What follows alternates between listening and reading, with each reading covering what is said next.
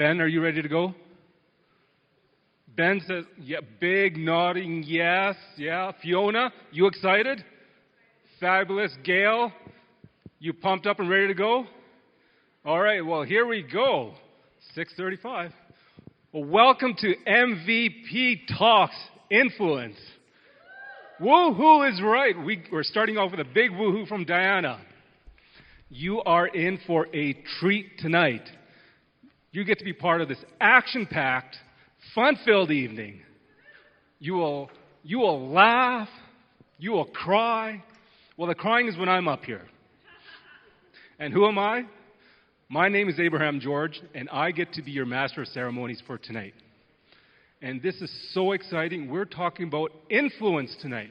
And you are going to hear 4 fabulous professional speakers, and they are going to influence you. But before we get in with our excitement, let's take care of our regular housekeeping items. First of all, do you have a cell phone or other electronic device?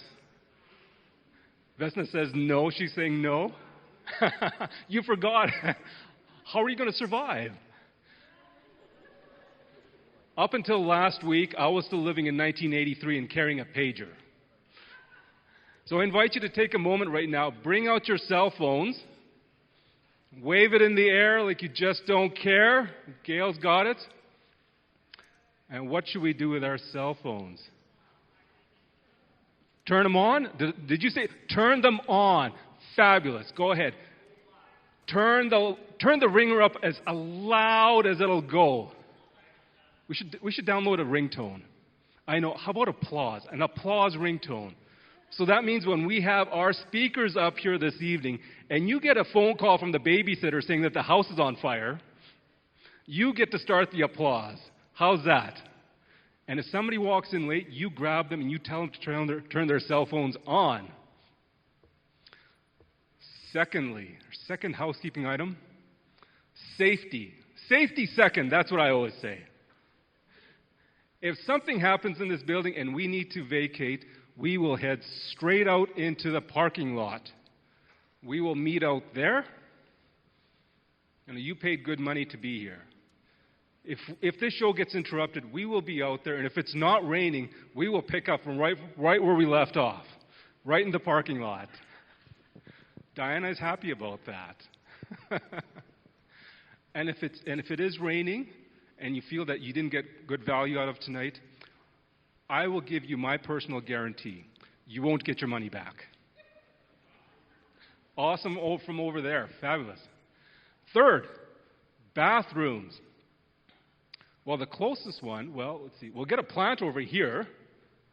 Now, I did talk to security, and they told me not to use the trees. Again. But the closest bathroom is right behind you. That is designed for one person at a time. But I know that you are very creative people here. But if you can hold it, you can head straight down this hallway, past the giant sub, keep going, and there are washrooms down there. Now, I was asking, where's Matthew? Where did Matthew go? All right, Matthew, could you just come around to this side, please? So Matthew, this is Matthew Fox. He works for Fluor. So thanks go to Matthew for booking this atrium for us. So you can see that Matthew is the tallest person here. Here is your bonus safety tip. If you see Matthew leaving this atrium at any time, just follow him. That's right. Today is Matthew's birthday. So happy birthday to Matthew. Happy birthday to you. Happy birthday, dear Matt. Happy birthday to you. Fabulous. Val leading the charge there. Well, whose birthday is it in the second half? We'll get to that. Now, where is Anthony? Oh, Anthony is standing at the back taking photos. So Anthony Sani is the young man who's making his way up here. He is the brainchild, the visionary behind this event. This event is hosted by a program called MVP Advanced. And that's why we're calling it, or this is why Anthony's calling it, MVP Talks Influence. Anthony is the current president of MVP Advanced. Now, he is going to give his official welcome. This is like opening the Olympics. So please help me welcome Anthony Sani.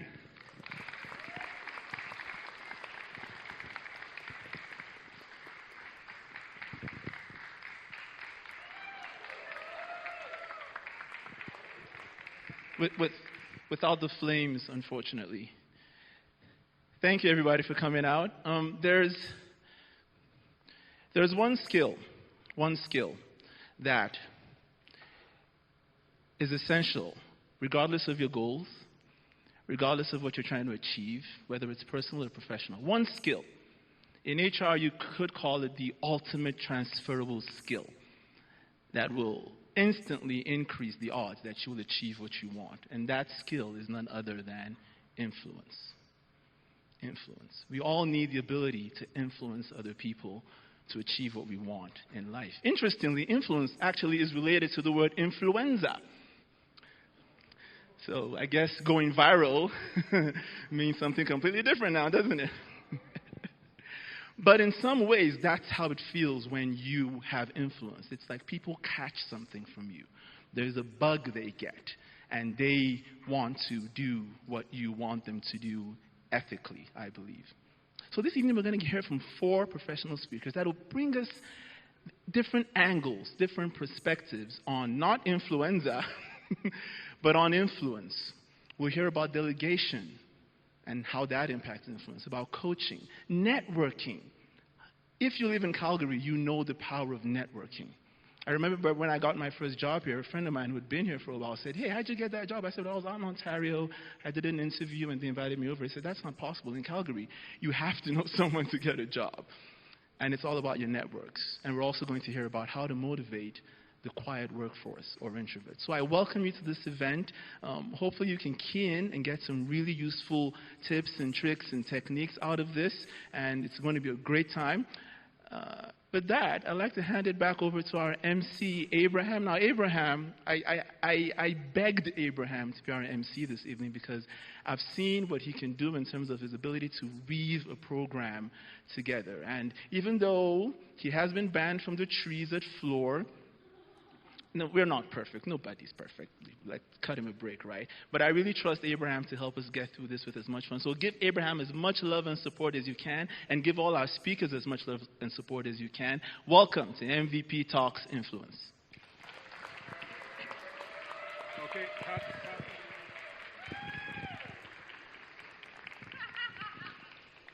Anthony Sani, Chariots of Fire. Chariots on Fire. Anthony's right. We have some incredible speakers here tonight. And they're all professional speakers, and they're going to share some of their experiences. Something that's common amongst all of our speakers is they think they have a plan in their life, and something happens. Something that happens that impacted their life, and they took that and they changed the direction of their life. So now they have these businesses that are positively influencing a lot of people around them. So we are so blessed to have them here. And this is Anthony's vision to bring them together. So we have 4 speakers. The first speaker is Jocelyn Hasty. She's going to be talking about delegation, followed up by Gord, who's going to be talking about process and people. We'll take a networking break.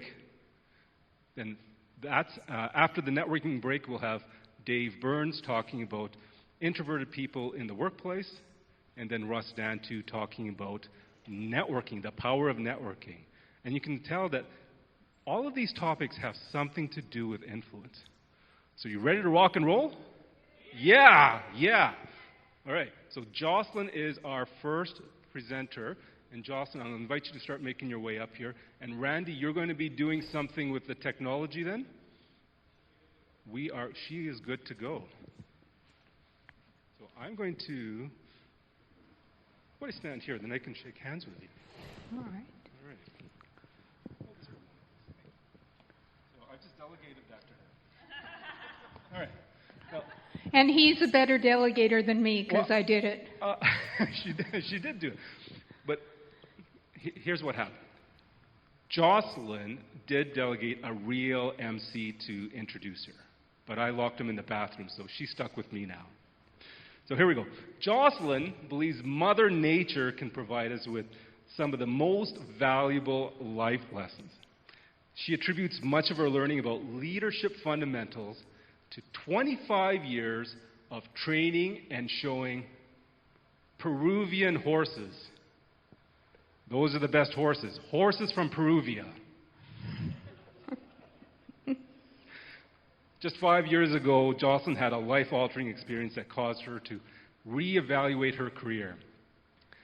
She decided to use her training as a chartered professional accountant and 30 years of supervisory and management experience to found her company called Unbridled Business Solutions. And through her company, Jocelyn mentors professionals who are new to supervisory roles. She mentors them on their communication and leadership development. There we go. Turn the page. In the spirit of developing leaders, Jocelyn will share two things with us today. Firstly, the steps involved in delegating effectively, and secondly, a simple ABC framework to ease the stress of delegating. That sounds pretty good to me. By applying this framework, we can develop the skills of the people we delegate and give ourselves some options in how we spend our own time. The title for this presentation is the ABCs of Delegation. I'm going to influence you here. Please welcome Jocelyn Hasty.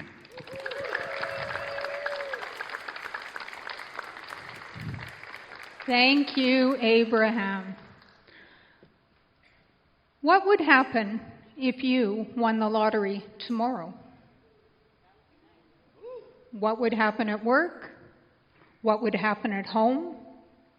Do you have anybody set up to pick up where you would leave off as you're jetting off around the world? This evening, I'd like to discuss with you some of the ways that we can delegate more effectively.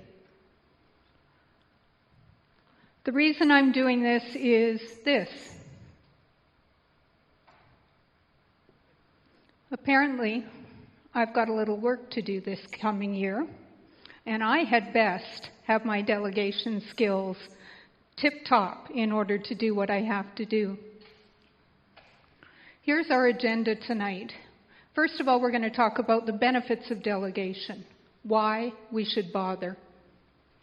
Secondly, why we hesitate to delegate. Things to do before you begin delegating.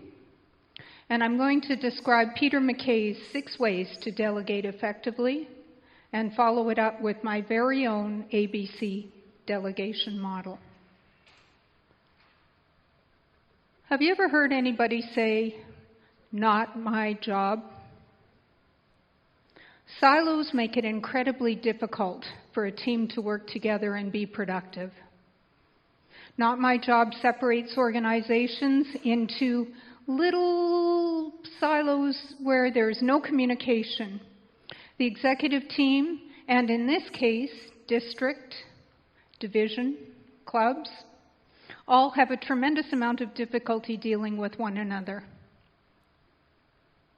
What if we could pass the baton on to others? Why should we delegate? Do you guys have any ideas? Some of the things? What are the benefits? Yes? You don't have to do it all on your own, for sure. Yeah. Sorry? Allow other people to shine, absolutely.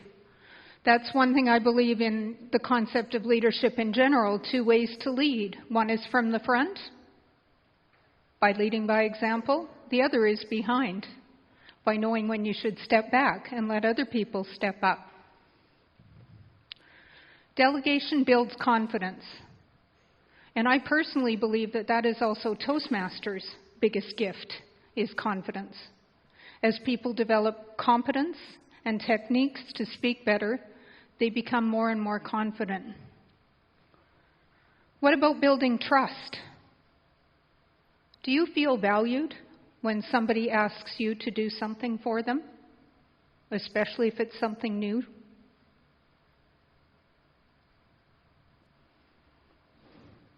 How about creating relationships as you invest in the people around you?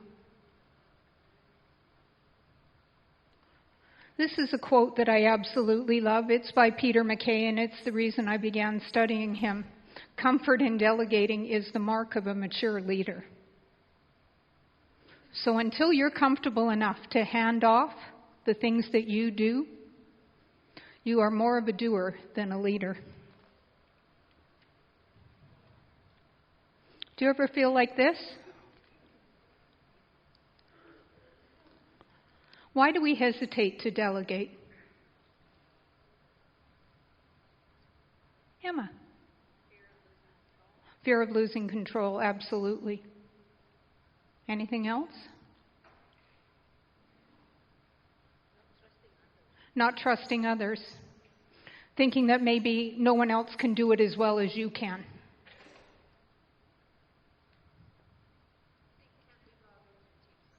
Can't be bothered to teach somebody. A lot of times it is going to take more time to teach somebody to do it the first time, and maybe the second time, maybe the third, fourth, fifth time. But what about the 227th time?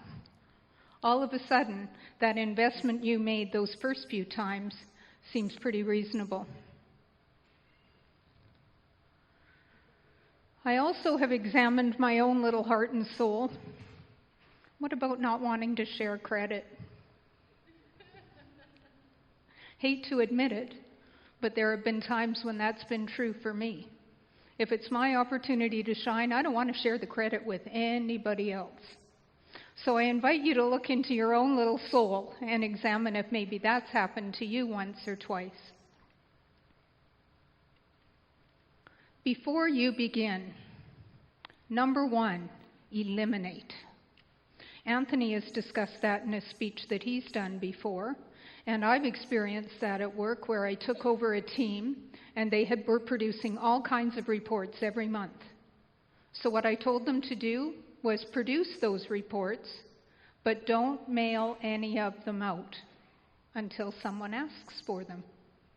And as soon as they ask for them, send it. And we're only going to prepare these reports for 2 months. And if nobody has asked for the reports for 2 months, we are not going to report them. We're not going to prepare them anymore. So eliminate what's not necessary. Don't delegate tasks that aren't adding value. Eliminate them. Second, automate. Do the tasks need to be done the way they have always been done? Is there a way to simplify and automate them rather than delegate them? Timothy Ferriss is the author of a book called The 4-Hour Work Week.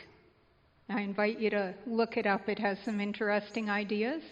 He says, never automate something that can be eliminated, and never delegate something that can be automated or streamlined.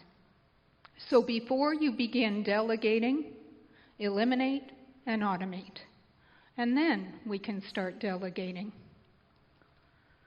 Now we'll take a boo at Harvey Mackay's 6 ways to delegate more effectively. Number 1, don't look for perfection. Establish standards of quality, certainly, and establish timelines, but let the person you're delegating decide how to carry it out. And this is, who here knows Freddie Dogterham? Yeah, a bunch of people. It's one of my favorite Freddie Dogterm sayings when her and I were discussing delegation. Sometimes you gotta let it suck. And sometimes it will suck a time or two before it gets better. Secondly, provide complete job instructions. Now, I have a bit of a proviso there. There have been times when someone has taken over doing something from me, and they did it better than I ever did. But if you have given them complete job instructions and no wiggle room to do it better, you may have stepped on that. So I think there's a bit of a proviso in that one. Confirm the understanding and acceptance of the requirements. Here's a big one, and we've touched on this one before. Stop believing you're the only one that can do it properly. Because chances are, you're not. Focus on teaching the skills. What's routine to you might be a stretch for someone else. And there's an important little note here too, and it's something that's reared its little head a couple times, and one more time it has. Don't punish an honest effort that might fall short the first time. The first time or two it's done, it may not be done quite the way you do it. I think two particular examples at home, because I'm a firm believer that what we learn here needs to go home with us. What about laundry and dishes? They might not be done quite the way that you would do them, but if you can resist making a comment about them, you might get out of doing them a few more times rather than having a job for life. Check on progress. Check in frequently. Just because you've handed over the task doesn't mean you can abdicate responsibility. Someone else may be doing the task for you, but you still have a responsibility to check in with them and make sure things are going all right. But don't micromanage. So a lot of these things I'm telling you, do this, but not too much. Do that, but not too much. How about saying thank you? I personally believe that's something that's just about impossible to do too much of. Thank you to the people who have accepted the responsibility, who have stepped beyond and volunteered to help you. Make sure that the efforts are recognized and appreciated. And I have two little sayings that I really believe in. The first is don't punish good behavior. What does that mean? You have that one person that you really count on, and you go to them every time. And it begins to feel like punishment. The next is don't reward bad behavior. If I hand something to somebody to do and they really let me down, if I just take it back, I've rewarded some bad behavior there. And I think that's particularly applicable at home. Now I'm going to describe, do we have any questions on Peter McKay's work or anything I've covered so far?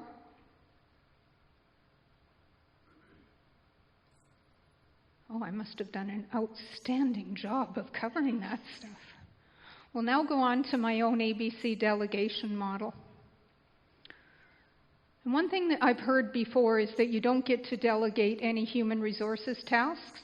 I personally don't believe that. And we're going to touch on 4 different hiring scenarios. The first is summer students. Pretty low risk. They're only there for a few months, and then they're gone.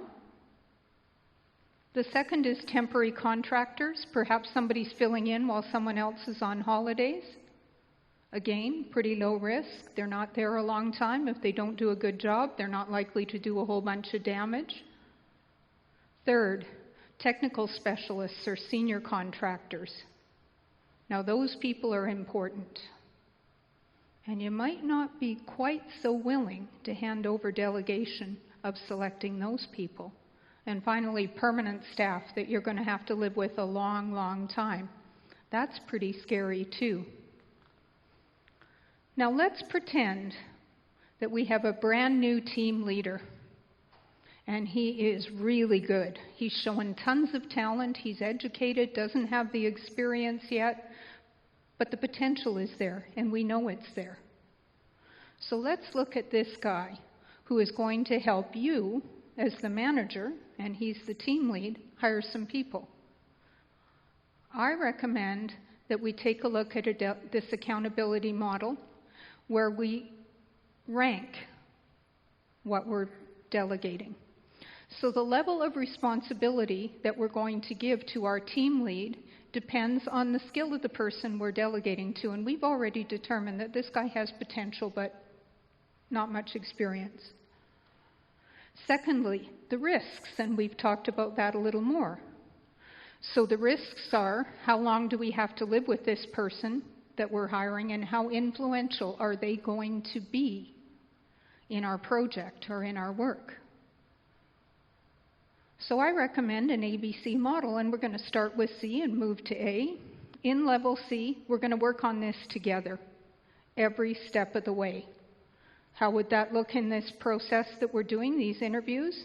We sit on the interviews together, we discuss it together, we make the decision together, we hire together, but they're with you every step of the way, so they understand your thought processes as we're going through it.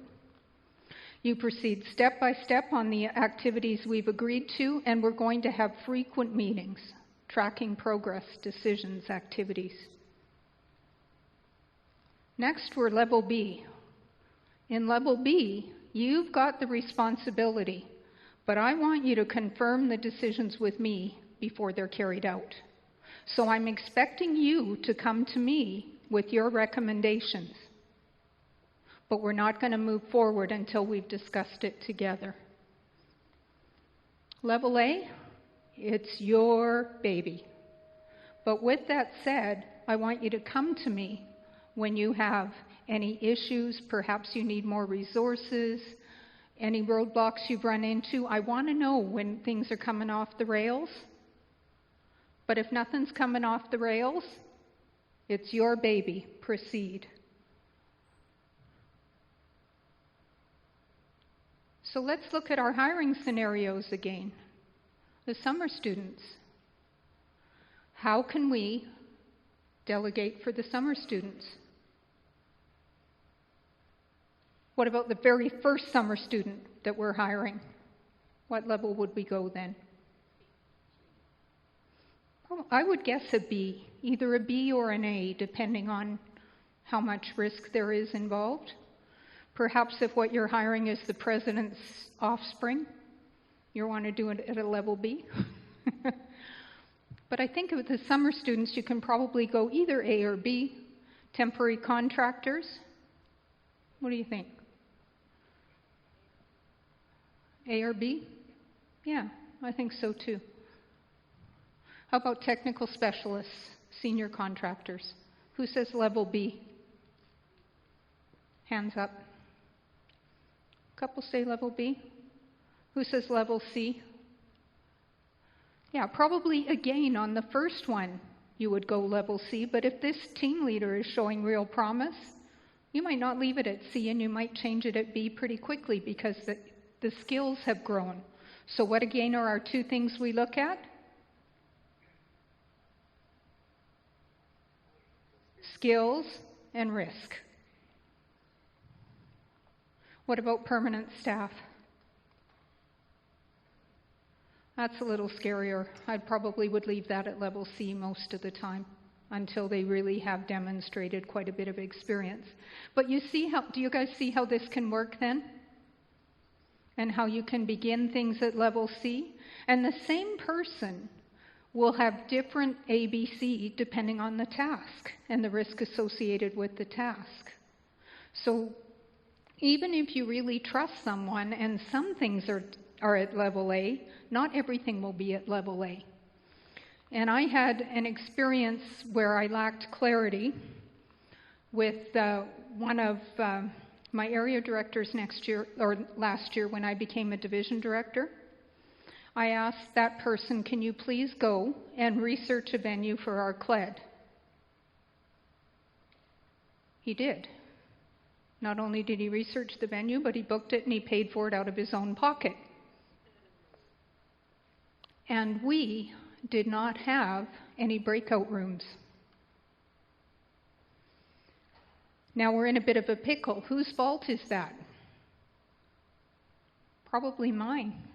I didn't clarify the expectations. So I think that that's the critical thing. Next, I want to talk about volunteers. And I'd like to talk a little bit about another Freddie dogterism. What Freddie told me is people may be reticent to volunteer, but are eager to be asked. So don't wait for people to hold their hands up. Ask them, Helga, would you give us a hand with this evening, for example? In summary then, here's my little corollaries. Clarity and expectations is fundamental. I think we've talked about that quite a bit, and just have a little think about my division director who put out that money out of his own pocket. It did end up that we could cancel it and the money was refunded, so everything was okay at the end of the day, but it was scary for a little while. Secondly, consider skill and risk when selecting what to delegate and who you're going to delegate it to. Number 3, potential is just as important as experience. Do you want someone that has 1 year experience 10 times over, or someone that has 10 years of experience? Don't punish good behavior, and don't reward bad behavior. And be sure you're the better delegator. When you delegate to someone, don't rush in to let them delegate it back up to you, because it isn't happening. McKay's moral: the most successful managers aim to make themselves unnecessary to their staff. I had a real experience of that. I was incredibly fortunate. When I was 22 years old, I was given my first supervisory role by an incredible controller of an oil company. And he gave me a little bit more than I could do. And I took that up. And he did that for the entire company.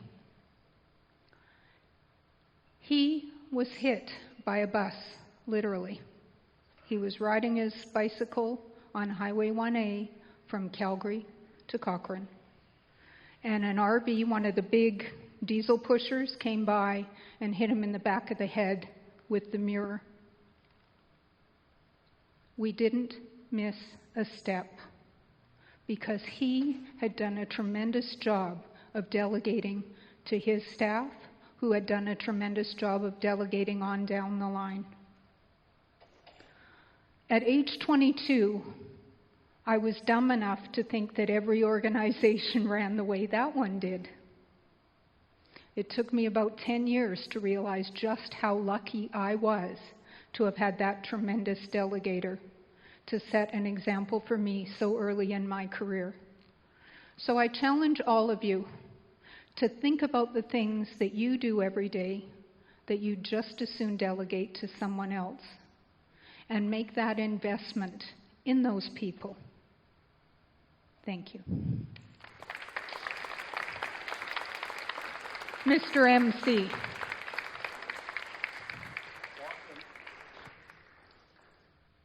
Jocelyn Hasty, talking about the ABCs of delegation. Well, how about we applaud you right back to your chair? Okay, I'm delegating that to you. A big applause.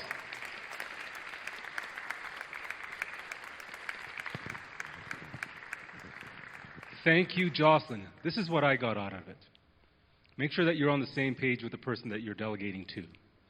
So Jocelyn probably thinks I'm a C, but really I don't even rank. I'm down there at J. I don't even make it to the model. So this is what you could do right now. You could take out your folders. If you don't have a folder, we'll make sure that we get one to you right away. There is an evaluation form for each of the speakers. Oh, and Val just pulled out an empty folder. So take a moment right now to write down a brief evaluation for Jocelyn. Lana, you need a folder, and who else? Diana? Oh. I think Fiona, are you helping out? Oh, Fiona's helping out. Nisu? 1, 2, 3. Who else? We need at least 3. At least 3. 4. Do I hear 5? Be careful if you scratch your nose, you might win.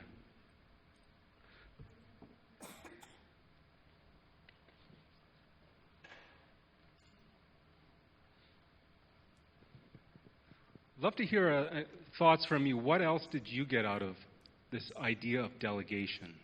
It's one thing. I'm not looking for a speech.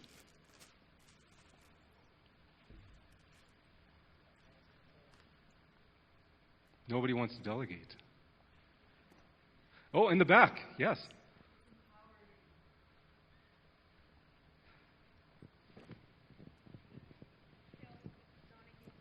Yeah. I just came in near the end, but I found it very empowering. Thank you. Thank you. Delegation is empowering. Jocelyn just called me Phil Donahue. I need some big glasses.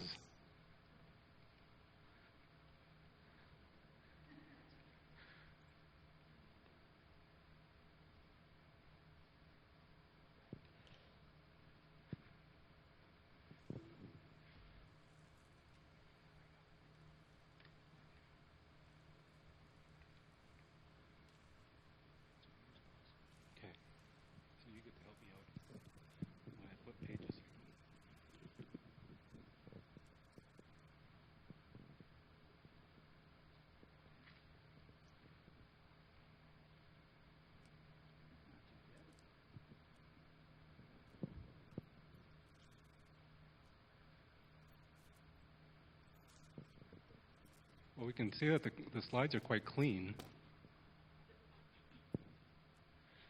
Not cluttered at all. So any other, while we're setting up there, any other thoughts about delegation or any experiences that you had that was triggered when you were listening to Jocelyn?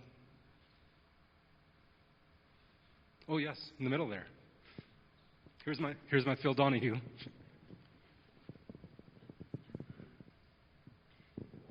In 2017, we were a small company. There's only 10 people. I had hired a new university student, and one of the biggest things I had to do every 2 weeks was payroll, a very detailed commission run. So I wrote him a 32-page book about how to do it and taught him how to do it the first few runs, and yeah, it wasn't done as perfectly as I do it. But in August 2017, when I had a heart attack and open heart surgery, he was able to keep the company going, doing the day-to-day stuff. Yes, the GST account was wrong and never got filed, but I was able to catch that up at the year end. And so for the 4 months, it actually saved the company money that I had delegated enough to him that he could do the day-to-day stuff to keep it going. I think that's applause for surviving the heart attack. Well, thank you. Congratulations, and thanks for sharing that story with us. Oh, Gord, looks like you're ready to go.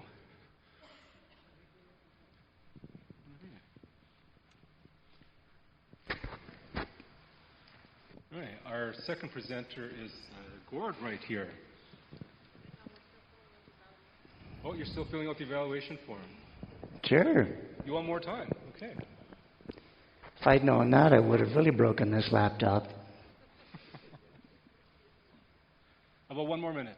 One more minute, and then we'll get started. Oh, Anthony's taking photos here.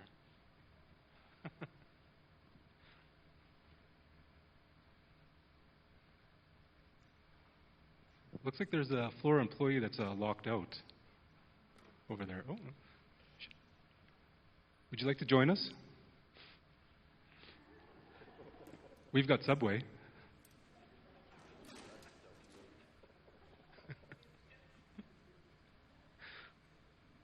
All right. Let's get going with our second speaker. This is Gord Grant. Gord stumbled into a 35-year sales career after he left the Air Force. Then he got some great education. His business degree in management and public policy was leading him down the road to a job in civil service. And that's when an opportunity to help organizations implement new technology led to his very first sales job. Since then, Gord has had the good fortune to have worked for companies who have transformed how we work and live. Sounds amazing. Most of Gord's career has been spent helping business partners refine their skills. Gord has trained, mentored, and coached hundreds of people from Thunder Bay all the way to Victoria. After all of that, he still considers himself to be a journeyman sales rep because he's been in the top 10 sales club just as often as he struggled to make quota. Struggling through difficulty taught him that how we respond to challenge determines our success. Gord became a certified performance coach to improve his skills at helping sales professionals reach their goals. The mental discipline Gord developed to run marathons and to compete in 160-kilometer cycling races applies directly to his work with clients. So tonight, Gord will share with you some of his experiences in teaching sales leaders how to help their team to perform. Gord's presentation is called Process or People. So big round of applause for Gord Grant. Thank you, sir. Thank you, Abraham. Thank you. For those of you who haven't worked with Abraham in the past, you're never quite sure what the invitation is going to be or the introduction. So thank you for sticking to the script. Much appreciated. My presentation tonight is one that I would normally do when I am speaking to sales leaders. However, there's no difference really in organizations if you're in sales or whatever your company is, or even in a volunteer organization. Many of the concepts that I'll be speaking about tonight are exactly the same as what could be in any situation that you might find yourself in. So as I go through, I'll be dealing mainly on the sales side, but you will get the idea as we go through it. Now, about a year ago, I was asked by Sherry, a sales manager, to come and help her pick the absolute perfect salesperson that she needed for her sales team. You see, the company that she worked for sold a very complex product. And the salespeople needed to be not only very skilled sales professionals, but they also needed to be able to corral a team of technical sales professionals and sell to multiple departments in that same organization in order to put together a solution for the customer. Those people are not easy to find, and she's been struggling to try to find that right person. She reached out to me because that was my career. I spent 30 years working in just that environment where I had to make my quota and sell product based on the efforts of others, which is why I ended up in the coaching world. Now, I do a lot of different things when I'm working with a client. I teach, I do some mentoring, and I also coach. So like any good sales pro, when I sat down in front of her, even though I had a basic idea what she was looking for, I wanted to determine what the conditions of success were before we stepped any further into the conversation. So I asked her, okay, what do you want me to do? What are we doing here? How are we going to know if we're successful? And I was surprised and yet not surprised by her response when she said, I need to find that rock star. I need somebody who has a track record of success, who can come up to speed very, very quickly, because I don't want to babysit them. Now, at this point, my coach antenna's starting to go off, and my spidey senses are telling me there's something wrong. Why did she use the term babysitting? Was babysitting something that she didn't want to do? Was her existing staff causing her some challenges and difficulties that she felt that she didn't want to babysit anymore? So I thought it was time for me to dive into this and to try to understand where was this coming from. So I asked her, tell me a little bit about your past. Where did you get your experience? Where did you take this job? Why did you take this job? If you could do something totally different, what would that be? I was trying to stimulate the conversation to understand where she was coming from with that babysitting comment. And this is what I found out. She'd only been a sales manager for 9 months. That's basically 3 sales quarters that she'd been in this job. And she came into this job guns blazing. She was going to show these people that she was in charge, and she was going to set a new direction for this sales team. Within a few weeks, she'd already fired somebody. Shortly after that, she put 2 of her reps onto a performance improvement plan. And for those of you who aren't in sales, a PIP means here's a set of requirements that you have to do, and if you don't meet them, you're going to join the first guy that was heading out the door. So she came in really hard on this group of people. Shortly after that, 2 more of her people quit. Now you can understand, this is a pretty rough situation for this sales team. So 2 more people decided to move on, and not only did they quit, they went to a competitor, which is the absolute worst thing you can have happen to a salesperson, that now they've gone to work for the other team. The person that she hired to replace that first one that she fired quit after just a matter of weeks. Now, not necessarily Sherry's fault. In her situation, this gentleman got the job of his dream. He had applied for it at the same time he applied for her job. And that popped up, so he took it. But regardless, she still ended up with a shortfall in the folks that she had working for her. Now, given that all this has been going on in a 9-month period, you can imagine the morale of the remaining part of her team was pretty poor. And I asked her what she thought of it, and she said, yeah, it's not the best. 50% of her team had been upheavaled in the last 9 months. Yeah, duh. Of course your team morale is going to be in the bad situation. This is where we came to it. She was out of excuses. She'd done everything she thought she could. She turned over her team. She was being very aggressive in the way she was approaching things. And her senior leadership was starting to look at her and go, well, we've got some challenges here. Maybe we should have a closer look. And she didn't have a really good answer for it. And worse, she was not on plan. She was not making the numbers that she looked for. So that's what she needed from me. When I said, let's have a look at the remaining people. You've got half of your team has been here for longer than you. Tell me a little bit about your people. And it was interesting because she pulled up her laptop and we sat down and we went through numbers after numbers after numbers. She was into her tracking system, which in sales is called your customer relationship management tool. And she was having an in-depth discussion with me about all these people. We looked at lead to cash time. We looked at the percentage of pipeline to amount of quota. We went through number after number. And I'm glad there was coffee in the room because I was starting to zone out a little bit. But what I discovered as we went through this is that she really, really, really liked to use her laptop to manage people. She was managing the results that they have versus managing the activity that they were doing. And this is what is called laptop leadership.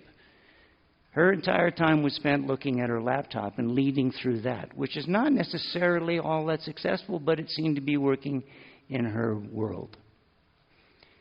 After we spent about an hour or two going through this, I said, I'm sorry. Obviously, I didn't explain what I was looking for. Tell me about your people. And the glazed look came over her eyes because she thought that's exactly what we had done. I said, okay, let me give you an example. Which one of those people out in that sales bullpen right now has their resume on the street? No idea. Which one of these reps that you've got out there right now is here for more than just the paycheck? They're here because they really, really like doing this job. Again, no answer. Didn't know. Which one of your reps might have a family challenge and they're trying to juggle the family situation with the job and get the job done? Again, she didn't really have a strong answer because she was so focused on keeping her head into her laptop. She had not taken the time in that 9 months to get to know the people that were working for her. She was process bound. She was doing a great job of managing the sales process. And this is an example of just one of the processes that she was using. And this is, you can imagine, a sales rep at the top there who missed his or her quota for that quarter. And what did she do? Well, right away, she went back to her laptop. And she dove in to find the data, because she knew that for that individual to get the opportunity closed, they needed to have this many in this part of the pipeline, and this many here, and this many here. So she focused strictly on the numbers. And when she went, aha, I've got it, this is what they need to do, she came in and leaned on that person, put some pressure onto them that you need to do more of this.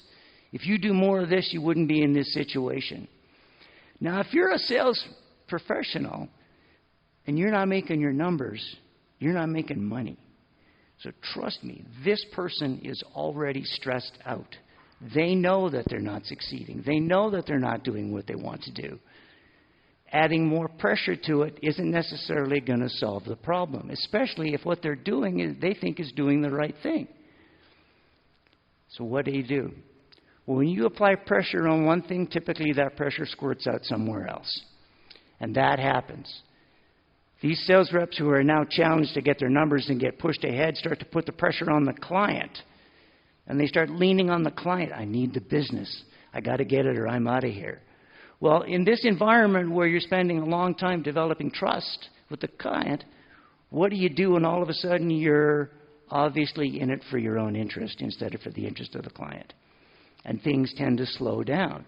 It gets worse. So what does a sales rep do? Well, if Sherry wants these numbers to look good, I'll put some weak opportunities into the pipeline.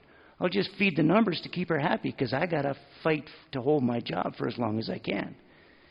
Weak numbers, now the forecast is bad, and then what happens? The sales rep and Sherry, realizing they're in trouble, start to force the customer to make a decision based on price. So now you're giving up margin to get a deal into that quarter to make your numbers rather than waiting until it was right to do. So not only is your forecast bad, you're doing bad business at the same time. And as a result, you end up in this situation where nobody really is happy with the forecast, particularly Sherry, who's spending hours and hours each week kind of, well, I say manipulating. Let's use the word massaging the numbers to make them look better than they were. That's what happens when you are in the process of only managing the outputs. We're going to flip over now. If you were to manage that same situation where you're managing the people, a missed quota shouldn't be a surprise. If you're out in the field working with your team, you're going to know what's going on with those opportunities because you've been out there working it with them. It's not as difficult as trying to do the forecast that way. Of course, you're going to check into the activity system. I'm not against all these systems. I think they're really important for tracking. You can't have success unless you know what you're doing. But at the same point, when you've got a number that doesn't seem right, just don't go with it. This is a time now to ask why. The numbers are bad, but why? What's happening? And dive into the why, not just to reinforce that number itself. And then from there, moving into what can I do as a leader to work with that person? All of us have the FUDs, the fear, uncertainty, and doubts. What can I do to help that person get over those fears or those uncertainty? And what's making them doubt their capability or their opportunity to close this piece of business? And by working with them to understand that, it might be a training situation, but it might just be a little reinforcement that I've got your back. I can look after you. I'll make this work. That's the air cover. Senior leaders and managers directly, particularly when somebody's suffering, quite often need to provide that umbrella coverage for the troops on the ground so that they can look after their people. And if you do that, morale's going to go up and people are going to recognize that you are on their side. And when you've worked with them for a significant period of time, you can understand, what do I need to do to prevent this from happening next quarter? Because I want to make sure that this sales rep is going to be on plan when it comes time to the end of the next quarter. So that is the difference really between having the same data and responding to it in a different fashion. With all this going on, I mean, this is Sherry coming in, guns blazing, bad morale, reps leaving, 50% of her team's new. Plus, you know now that she's stuck in a process, and this is where she should be working. Where do you think I started with all this going on?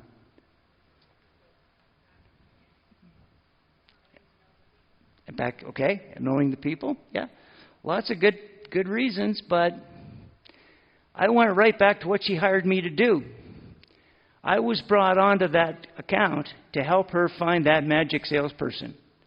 So that's what I did, even with all this going on. And the reason that I did that is that not only was Sherry stuck in this process-bound world, that's the nature of sales. Most of the sales organizations out there are going to function exactly the same way. Certainly her senior leadership grew up in that. So they're seeing her doing exactly what they would have done, even though she was not getting the results that she needed. So I dug in and I helped her find that sales rep. It might not have been the savior she was looking for, but we did find the individual. The challenge with Sherry is that she didn't understand that she was now part of that circle, that first circle in the process. She'd always been a successful sales rep. Great sales rep made her the manager. This is the first time ever that she could all of a sudden realize, goodness, I am on the path. And we talked about it. I said, I'm guessing you've got 1 quarter to show improvement, and if you're not on plan by the end of 2 quarters from now, you're gone. And she had to agree that, yeah, that was the path she was on. By working with her over a period of time and helping her develop those skills while we looked for that individual to support her sales, we recognized that change is difficult. It takes a lot of courage to change something that's been going on in organizations or in your own life forever. And by spending the time together, we were able to make minor changes. I mentioned at the start of this talk that I do 3 things. I teach, I mentor, and I coach. The 4th thing that pops in for consultants is that we are the natural fall guy when things go bad. Right? So by having me on the team, we could make minor changes and minor tweaks to it. And she didn't have to summon up the same level of courage that it would take for her to make that change. Because if it all went south, you can always blame the guy who's on a contract and is headed out the door. So that was another reason why we decided to stay and just do exactly as she needed. Here's a few thoughts I thought I would throw together from the presentation just to give you an idea of what you might take from it. We're all guilty of protecting the process.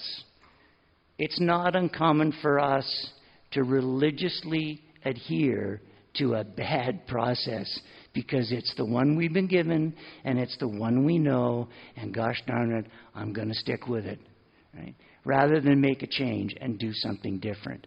So sticking to the process sometimes is the right thing, but in everything we do, we should be challenging the status quo, even just a little bit. Is this the right thing to do? Is this right for me? And by challenging the status quo, you can make some changes. Laptop leadership is fairly common. We're not going to get away from that. I mean, I sold IT forever. I get the fact that we're attached to these things. But when you get the data and you're working with people, use the data to help you understand what's going on and go and ask. I've got this number, your numbers are off, I can't understand, help me understand what's happening here. And use it as an opportunity to engage rather than disengage by staying attached to the do better before you do more. This is the quality versus quantity scenario. Improve what you're doing before you start doing more. Because if what you're doing more isn't working, doing more of it is going to get you worse off. So do better before you can do more. Make the small changes. Small changes are a lot easier to do, and cumulatively, change after change after change makes an incredible difference to your success.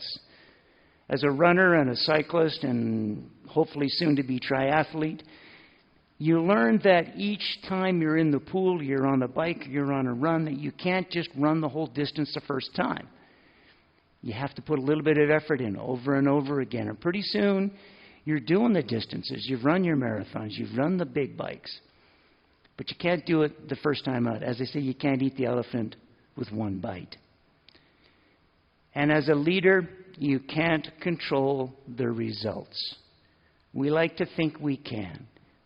It's impossible. The result is the result. The only thing you can control is the input that you put into it that determines the result. So if you're not getting the results you want, you need to come back and determine, what do I need to do with my inputs? So with that, I will turn it back to Abraham. And if you have any questions, please grab me at the break. Thank you very much.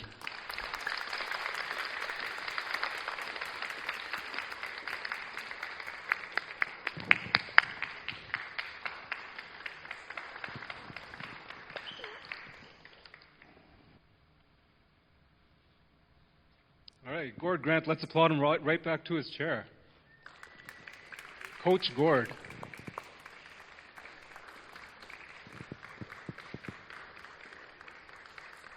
I delegated that to you. I'm not applauding.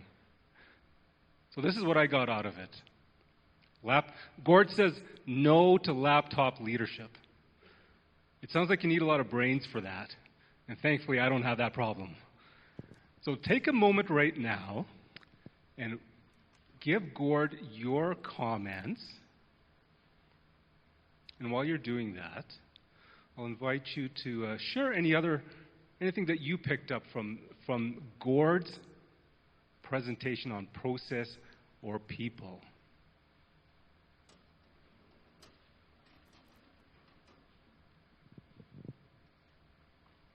Or anything about coaching.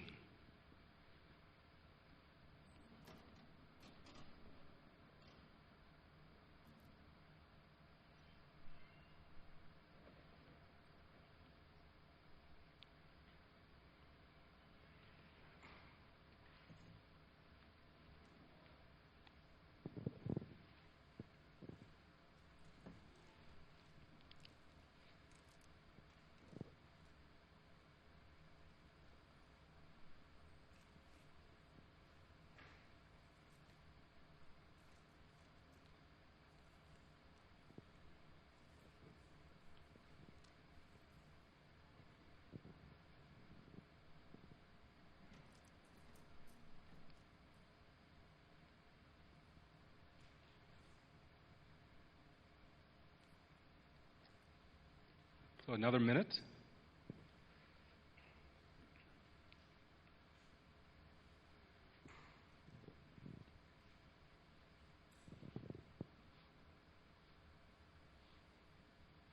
Feels like I just gave out an exam.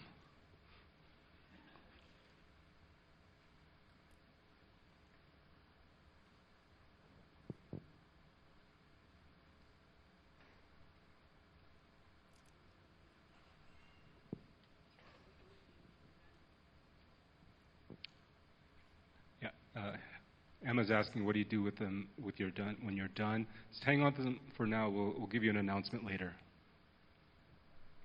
Thanks, Emma. All right, now we're going to go into a break. Yeah, Emma is very happy about that. Now, I'm going to just check in with our event manager, Anthony. It's 7:40 right now. How long of a break should we take?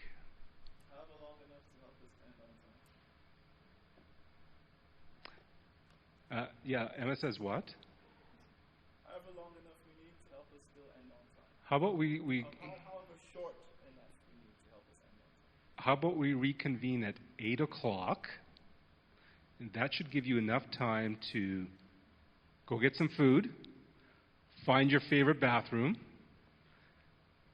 And here's a warm-up that you could do to get ready for our second half. In the second half, we have Dave Burns, who is our introverted networker. He's going to be talking about introverts at the workplace.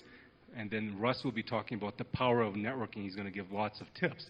But here's one thing that you could do during our break. Go and say hi to somebody you haven't met already. And say welcome. And that's it. This is your mission, should you choose to accept it. Meet somebody who you haven't met already and just say welcome to them. And break.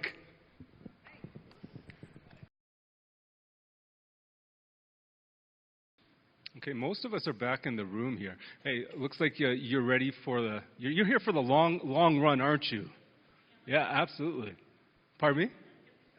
Get the show, Emma says, get the show on the road. So we're going to get into the second half. You are here for the long run. I want to point out to you Gord Grant's tagline. Did you notice his logo that was up on the screen, on the big screen? His tagline is sales success for the long run. Isn't that quite appropriate? I love that because Gord is an athlete and this works on so many levels. We're going to move into the second half of our show. Our next speaker is Dave Burns. And Dave, looks like you're ready to go. Right, fantastic. So Dave Burns, young man over there by the tree, Dave is the introverted networker. He helps introverts and their organizations to be more productive and happier at work. In a world of extroverted advice, Dave helps introverts be themselves and use their strengths to succeed. And I think that's an amazing skill that Dave has. Dave helps leaders get the most out of their introverts. Now, he knows a lot about networking and selling because he was so bad at both. And when you start at the bottom, there's a lot of room for improvement. And after years of listening to extroverted career advice and struggling, there's that word again, struggling, Dave developed ways to sell and network like an introvert. Dave has written and contributed to books on careers, networking, and social media. But wait, that's not all. Dave has also appeared on television, radio, podcasts, and social media. We should see Nitsu's face right here. Like, what? The title for Dave's presentation is Convert Your Introvert. Please give a big round of, a welcoming round of applause for Dave Burns. Thanks, buddy.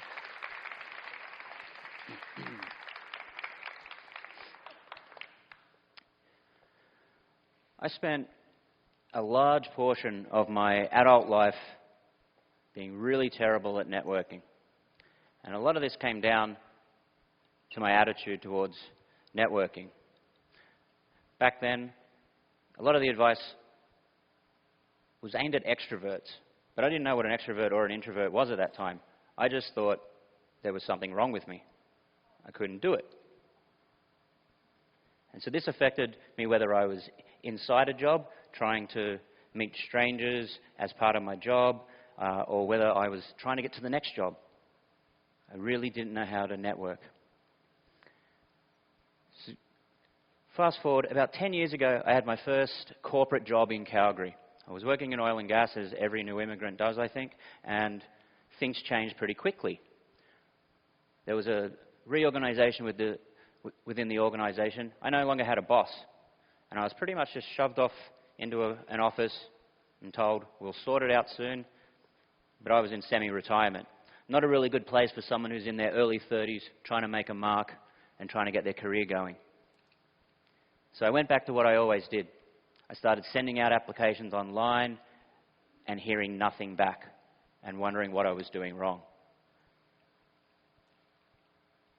And luckily,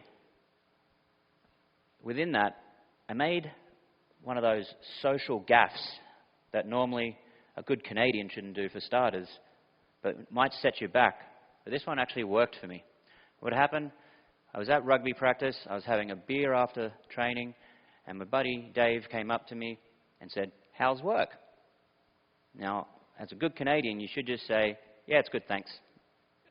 I said, it's sucking my will to live, actually, Dave. Awkward silence. Luckily, Dave was a good guy. He stuck around, didn't run away in fear, and he chatted to me about it.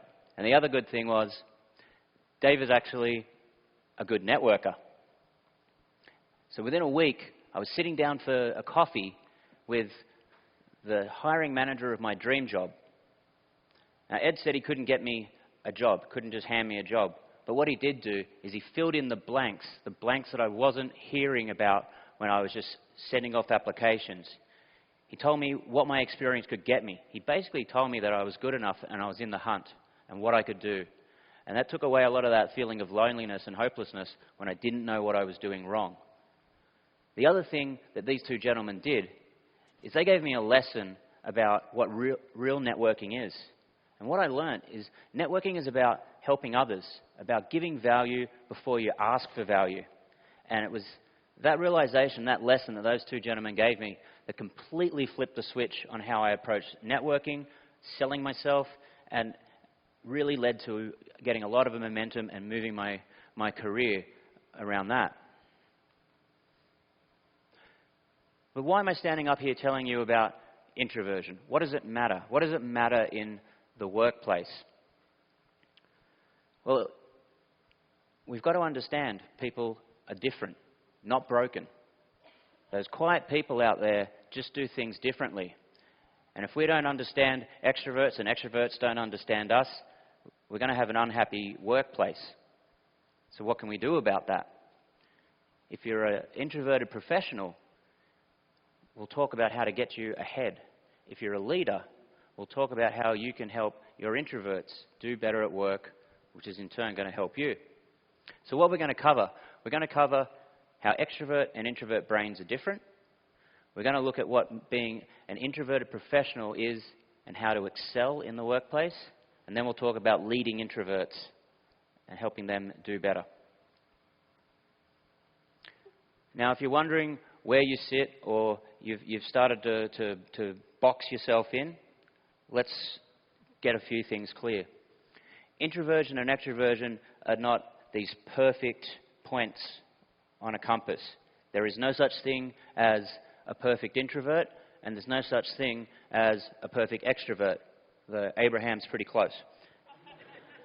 Everybody is somewhere on that continuum, and you can be more introverted in some situations and for some skill sets than others. So there is no one spot that you've got to be, and you're not stuck anywhere either. And one of the good news pieces that I want to bring to you is you can move on that continuum. And what it will come down to is your attitude and your skill set. As you improve your skills, if you are introverted, for example, as you improve those skills, the confidence and just being able to do things better is going to move you a little bit along there to where you might want to get to. And if you can shift that attitude towards certain things, and if you can understand who you are and what your strengths are, you can move the dial as well. So let's talk about those introverted and extroverted brains and what it all means.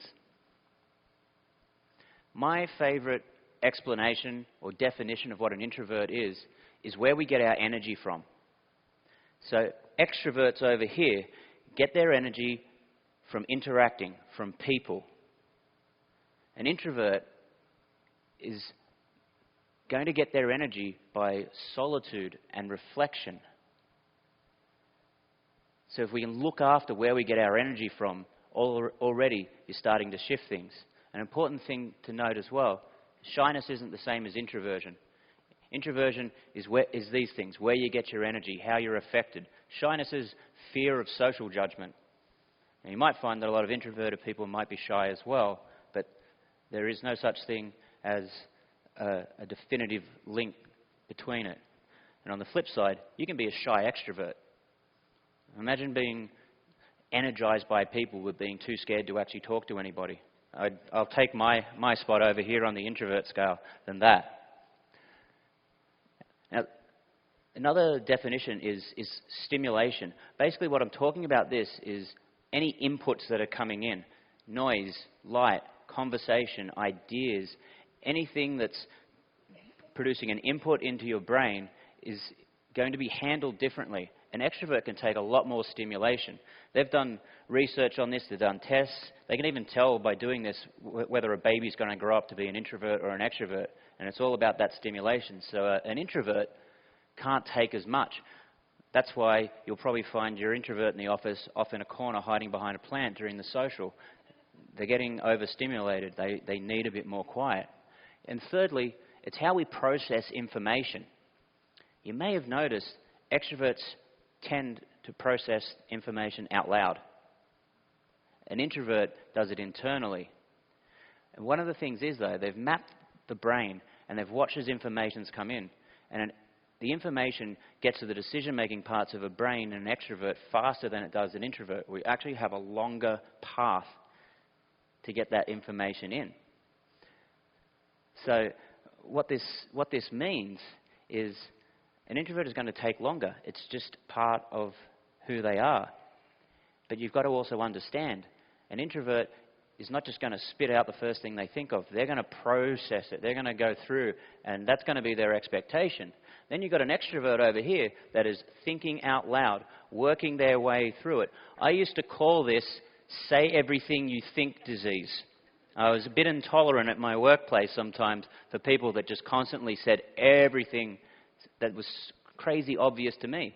But my problem was I never released anything until it was all the way thought through, whereas an extrovert was working their way through it. Once I understood that, my dynamics in a workplace changed radically. I could understand where they were coming from, and that was a huge piece to me.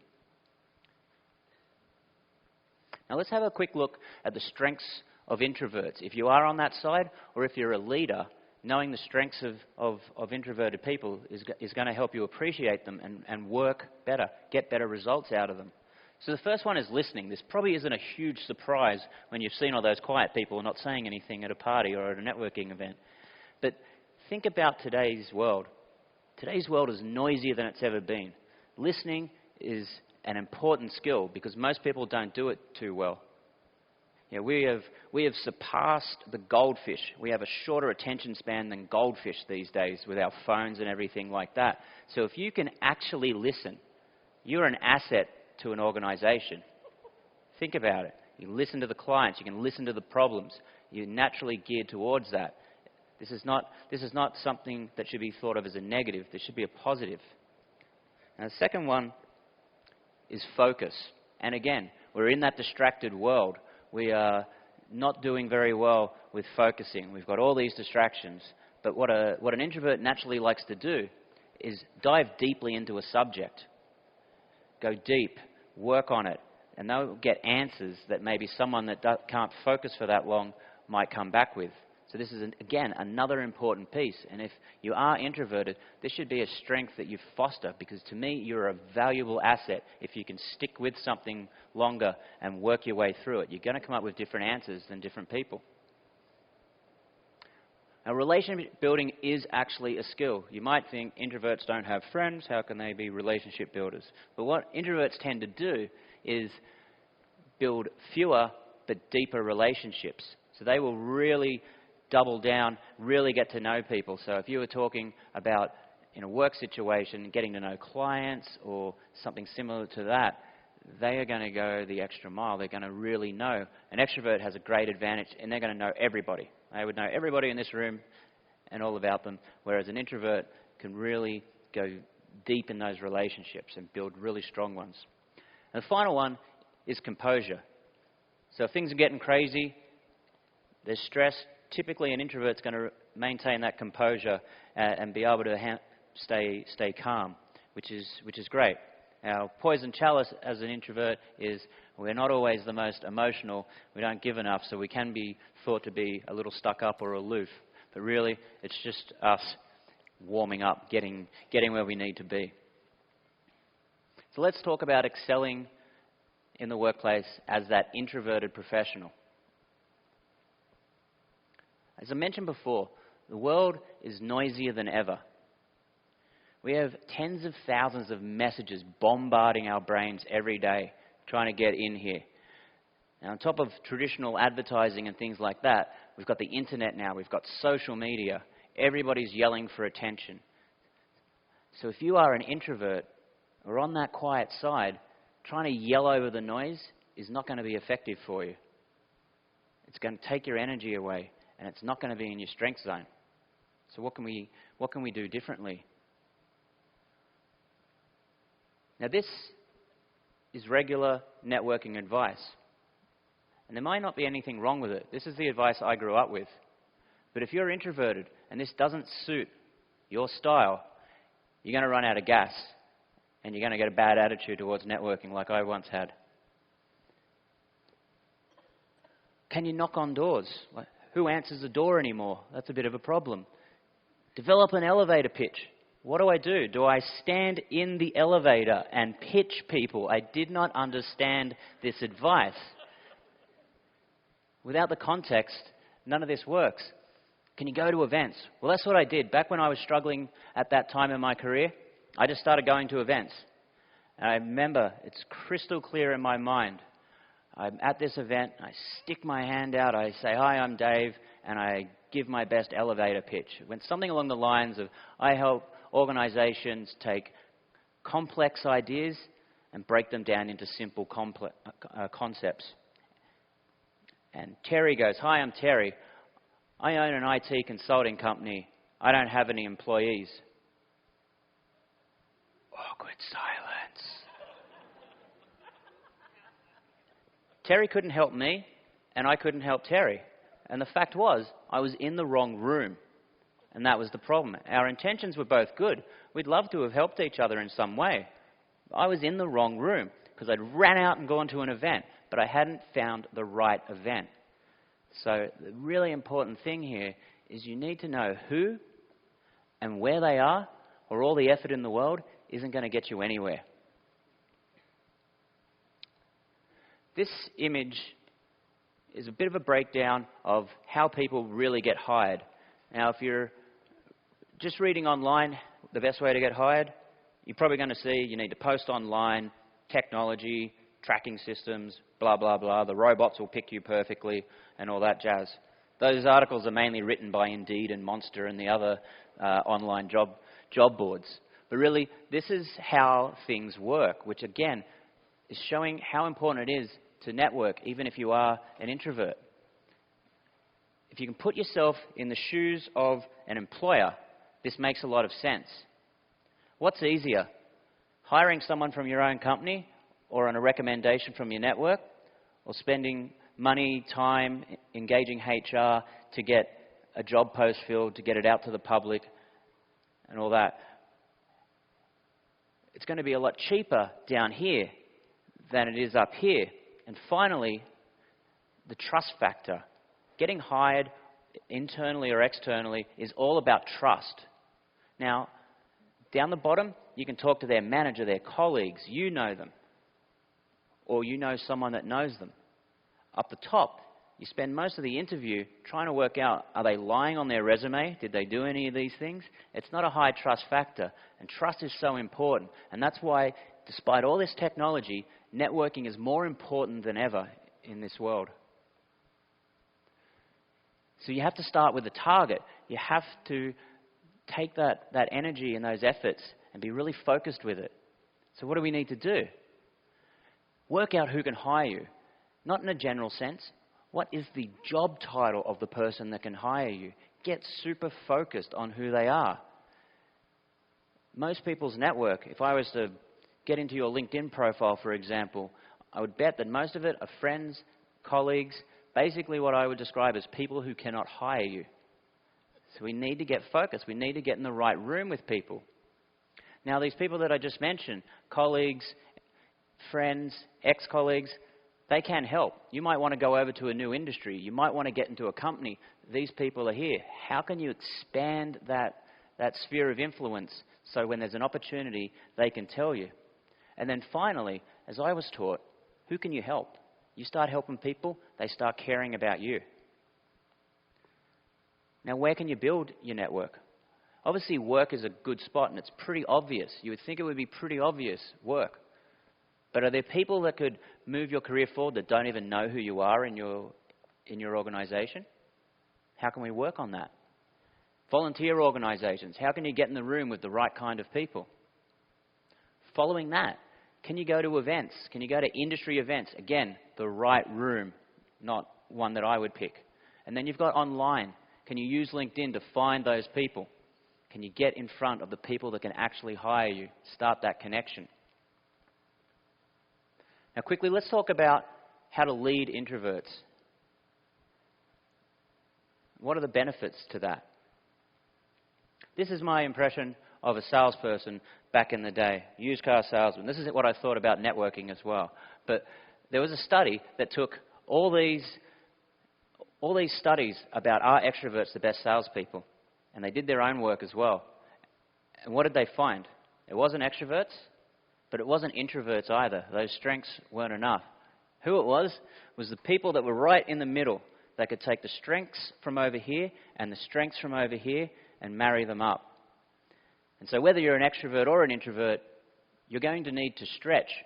You're going to take your strengths, work in your strength zone, but you're going to need to stretch. And that's going to be important. And if you think you don't sell in your job or your employees don't sell in their jobs, everybody sells all the time. Have you tried to convince a 3-year-old to finish their dinner? Everybody's selling in some way. And at work, you're selling your ideas, you're selling your career, and you may be selling products and things like that. So as a leader, how can you help people sell? How can you help people sell in a way that's authentic to them? And finally, what's next? What are we going to do with this? If you're an introvert or an introverted leader not doing anything, that means getting left behind, not getting noticed at work, and not getting where you want. If you do take action as an introverted professional, you could get recognized and you could work in a place that is your strength zone and your comfort zone. And isn't that a better place to be? And if you're a leader doing nothing, you're going to have unappreciated people. Good people will leave. What I think is worse, bad people might stay. People that haven't been recognized. Not a great place to be. So if we can work towards this, it's going to help. Now another piece, meetings. I don't know if you extroverts actually like meetings either, but I can tell you that introverts don't. They suck our energy. So how can we cut back on meeting time? And how can we help introverts that get that idea 5 minutes after the meeting? How can we help them? Give them a bit of prep time. You know, can you give them the space to come to you afterwards with that idea? Again, they've taken longer to think about it, but it's an insight that the rest of the people in that meeting might not have had. And what about not doing meetings at all? Can you give one-on-one time? Can you give them the space? It's important. If we can understand each other better, then our organizations and our introverts are going to thrive. So I invite you, let's work together.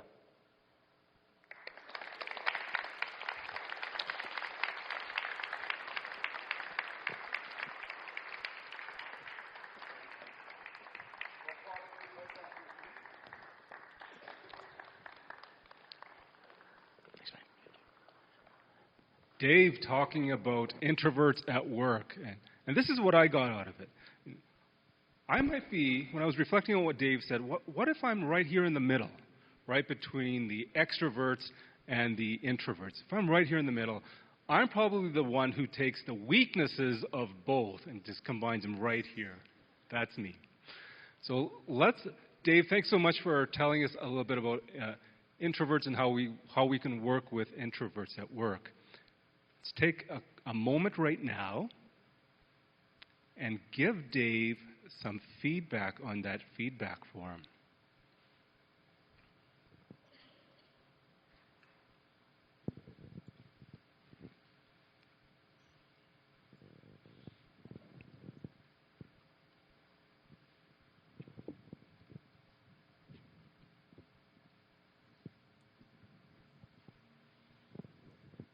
Any thoughts on what you got out of Dave's presentation?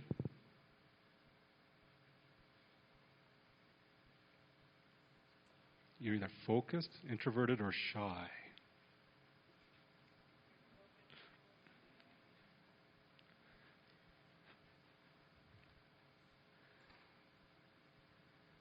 I'm doing what I can to throw you off.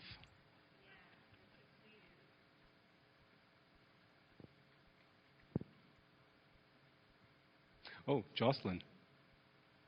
Oh, yes, Phil Donahue.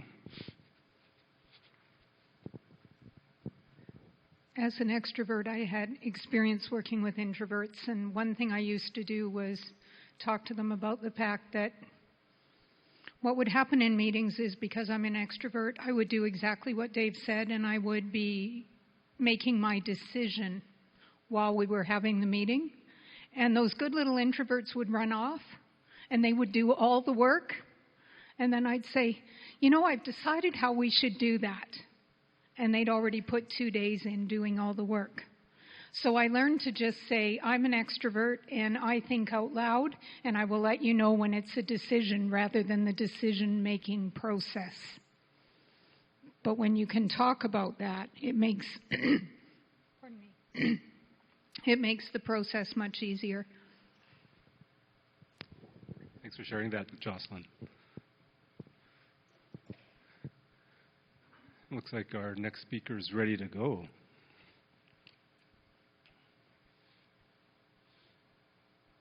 Why everybody's so focused on your exams? That's true, I haven't told you. It's a secret. It's a secret. Oh, Emma's doing a stretch break here. I have some questions for you. All right, this is the interactive portion. Have you ever attended an event and failed to connect with the right person? Ever happened that? Yes? Brent says yes. Yeah. Farine says yes. Do you find it difficult to engage in conversation with some people? Yes. Yeah. Val says yes, right in the front row here. Have you ever felt like networking was a waste of time? Yeah, I'm hearing a few yeses there. If so, you're not alone. Many people feel the same way. But when we do this properly, networking can help you connect with the right people and lead to incredible financial success. Well, I'm going to take notes for this.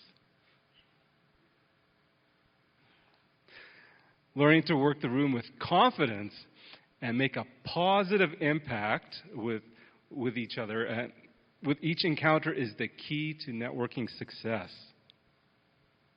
Our next speaker, Russ Dantu, is a specialist in employee and customer retention. He has over 20 years' experience engaging his audiences with proven strategies to take their service from average to awesome. Russ delivers workshops, sessions, and keynotes on customer service around North America. Some of his clients he has worked with, and you might have heard of some of these: Volkswagen, Subway, Manulife, Investors Group, Calgary Real Estate Board, and now Fluor. Today, Russ will share some insights into what it takes to succeed as a networker. This is a highly engaging, loud, and fun session called The Power of Networking. A big round of applause for Russ Dantu. All right. Thank you very much, Abraham. I'm going to stand on this side of the stage because I'm an extrovert. Dave sort of positioned the extroverts over here, so you probably figured that out already. Now, for all the introverts in the room, I don't want you to get scared about networking, okay? It just means you have to do things a little bit differently. Tonight, you're going to be pushed a little bit. And even if you're an extrovert, it may seem a little bit strange, some of these exercises we're doing. The only thing I'd say for introverts is when you're actually at a networking event, yeah, you have to change the way you do it. Otherwise, you'll be exhausted very quickly. So, instead of wanting to talk to 100 people, maybe you'll want to talk to 5 or 6 people, and then you'll be able to manage the event a lot better. $1.5 million in the last 10 years I have made as a direct result of networking. Do I have your attention? Let's take it down a little bit. That's $150,000 a year, just over $12,000 a month, an extra $3,000 and change a week. How much more could you do if you had that going into your company or your pocket right now? Pretty good, right? Okay. So I consider myself a master networker. I've been doing this for a long, long time. But when I first started out, I was sort of introverted, even though I'm an extrovert, because it was like I didn't know what to do. This is like a business essential tool. It's not a soft skill. It's an essential skill. And they don't teach it in school. They don't teach it when you go to a job. You just sort of fumble through going to events and that. I remember when I first went to events, I would drink the alcohol, I would eat the sandwiches, I'd get some business cards, and that was about it. And it was like, it seemed like a waste of time, other than maybe you met some nice people, you ate some food and drank. So now, I got very serious about 11 or 12 years ago, and I've developed a system that works extremely well for me, and I'm so happy to be here tonight. To help you all experience it as well. So tonight I'll share 16 nuggets with you, networking nuggets. It's going to be right in here. You've got the fill in the blank sheet, okay? So it's really important that you write this down because our minds, especially you've learned so much tonight that we'll just lose the information if you don't write it down. So follow along with me. We'll be filling in some of these, and then what we'll be doing is some interactive exercises, which means everybody will be up on their feet. We're going to practice some networking skills. It's going to get very loud. You also have a playing card there. Everybody turn off their playing card and have a look at it. Who got aces? Oh, that doesn't mean anything in this. Well, it means something, but I'll explain when we get to the first exercise. So you either have a card that's an ace, a 2, a 3, or a 4, and we'll get to that shortly. And yeah, it's highly interactive. Participation is a must. If you want to get something out of this, we have to do that. So let's start off with some nuggets first. Okay? The number 1 in your handout. And if you think of something, if somebody says something tonight that sort of resonates with you, on the back we've got the nuggets page where you can write down extra stuff, okay? So in our handout, number 1 is be the unofficial greeter. Be the unofficial greeter. And how can that help us? Well, there's always a registration desk set up, but what if you stood just inside the ballroom? What if you stood just next to the door as people are coming in and just put out your hand and, hi, welcome, I'm Russ, great to see you, it's going to be a wonderful event tonight. What that allows you to do then is you can walk up to anybody in the room and go, hey, we met earlier at the door, my name's Russ, and then you can start a conversation. It makes it that much easier.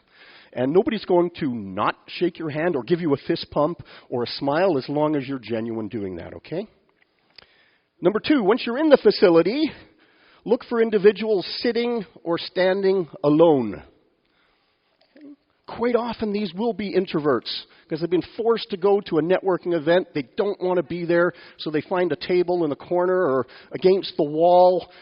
These are perfect people to go and strike up a conversation with because they really want somebody to come over and engage them because they don't want to have to do that themselves. So you might have some incredible conversations meeting the right people or influencers that can connect you with the right people as well. Number 3 is ask effective questions. And what we want to do is we want to keep whoever we're talking to speaking as long as we can. Get them to answer all of the questions. You've got to go through the personal stuff first, and we'll get to that in a minute. And then you want to get into some key information. But the more you've got them talking, the more you're doing your homework, you're qualifying them, you're finding out exactly what position they're at, what they do. And they'll usually turn around and it's like, man, I've been talking this whole time. I haven't even learned a thing about you. And then you'll already know if you want to continue the conversation with them or disengage. All right? And you can still tell them what you do because they may know somebody that can use your services. But there might not be as much a need to, I say waste, but it's not a waste of time talking to anybody. But spend a lot of time with somebody you know will not use your services or might not be a good contact. Okay? So you play the odds, you move on to somebody else, and you do it that way. Sounds a little heartless. It's not. I mean, you can still be genuine and really thank them for the conversation and just say, hey, I'm going to move on to somebody else now and continue doing this. Okay, so let's do our first exercise. I'm going to come down here. You guys have playing cards in your hands. So this is the way it works. You've got 1 to 4. So when we first get into a networking room, here's what we do, okay? We shouldn't just walk up to them and say, hey, I'm Russ, I'm with Synergy Solutions. I sell lots of little trinkets and trash and pens and everything. Would you like to buy from me? Who's going to do that? We haven't built any rapport up, right? So when we first get into a networking situation, we want to do it on a more personal level, a little slower, not diving in. Because if you've got those sleazy salespeople, you're not going to want to engage with them. Great slide, Dave. I love that.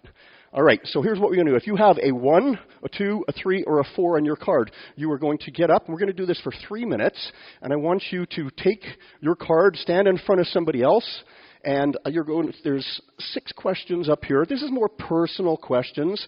So you've got 1 to 4. So if you've only got a 1 on there, you ask them 1 question.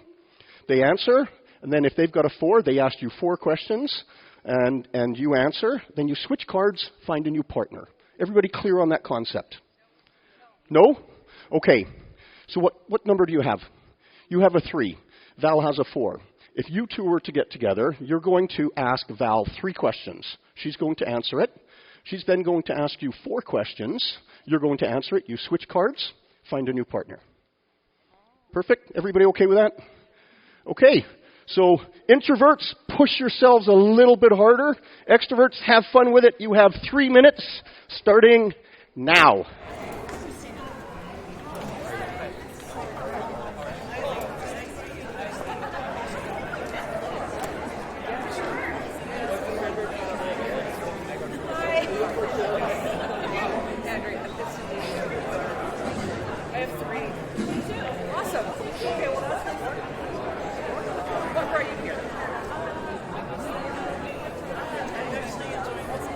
Pardon me? Then you ask her 1 question. Yes. Yeah.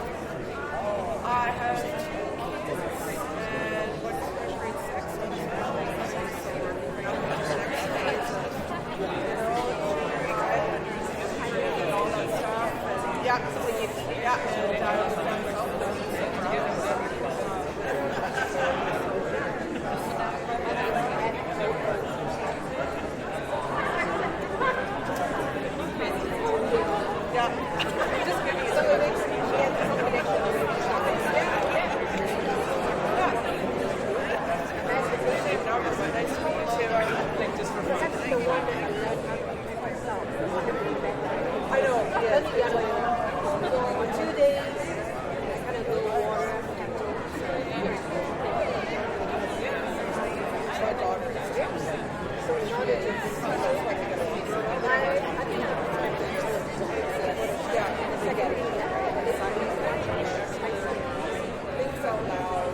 All right, we've got about 40 seconds left.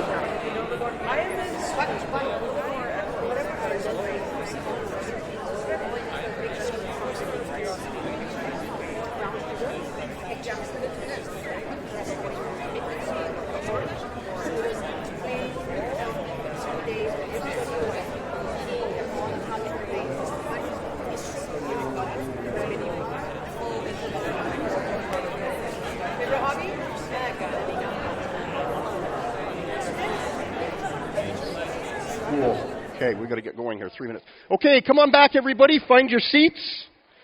Find your seats, please. Hello. Please find your seats.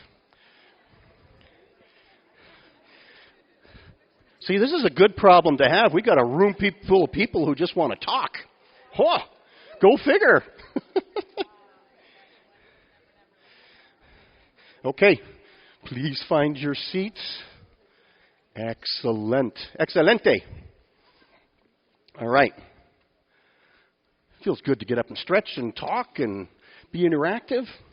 All right, let's go back to our booklets. We're going to fill in a few more, then we're going to try the next exercise, okay? So a few more nuggets for you. Number 4 is listen actively. Please stay standing for a second, young lady. Yeah. What I want you to do is right over there, just walk past me, okay? As I'm having a conversation with this lady right here, walk past me, okay? And we're talking, and it's like, oh, okay. How disrespectful do you feel if we're having a deep conversation and somebody walks by and I just, right? I'm checking her out. Yeah, thank you very much. All right. No, it could be somebody doing cartwheels or jumping jacks or something like that. But when you're networking and you've just met somebody or you know somebody and you're having them, it's very disrespectful to not be completely focused on that person while you're doing it, okay? And we see it all the time.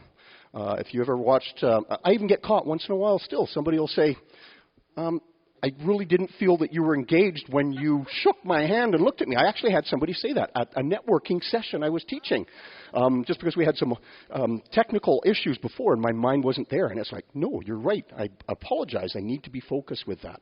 Okay, so we have to listen actively, no distractions. Pay complete attention to that person. Number 5, make it about them. Like I said before, we want to make them feel important. We want to keep them talking as much as we can. It's research development. We're qualifying them, finding out if they're a person that we want to take the relationship to the next step. Okay, and that doesn't mean you go home with them that night and cook them breakfast in the morning. That means, you'll follow up with them later and have a coffee. All right, just wanted to clarify that. I wasn't clear on my instructions earlier, so. Number 6 is look for the open stance. Make it about them. And thank you, you two, for volunteering then, because I need a volunteer for this next one. Did you see? That was awesome. Please stand up. Number 6, we're going to look for the open stance. So what I mean by that is, stand here facing each other, please. Yeah, like they're having a deep conversation now, right? Okay. So that's a closed conversation. If you come into a networking event and you see something like this, chances are you're not going to walk up and, hi, I'm Russ, how you doing, right? Okay. Now, if you just slightly open your stance a little bit more, facing the audience, slightly a little bit more, like that. So they're still having a conversation, but that's usually a good sign that it's not a deep conversation, okay? It's just a, hi, how are you? Yeah, we're both here, this is great and everything. So it might be a welcoming sign that a third person can come in. I'm turning my back, sorry. Hey, how are you both doing today? Great, awesome, I'm Russ. Pleased to meet you. Gannett, Niso, excellent. Thank you very much. Please sit down, give them a hand. That wasn't planted there, but they were like actors and actresses. That was really, really good. All right. Sit at a table where you don't know anyone. Oh, that's scary. I was in the Calgary Real Estate Board golf tournament a couple of years ago, and there was all these tables for the breakfast, and they were full. I looked over in the corner, and there was these two older gentlemen sitting there, obviously retired from work and everything. And I went down, and I sat as, gentlemen, can I sit with you? And they said, yeah. And the one was the former CEO of Krebs, Ron Esch, and another one was Jerry Roberts that owned, he had a brokerage.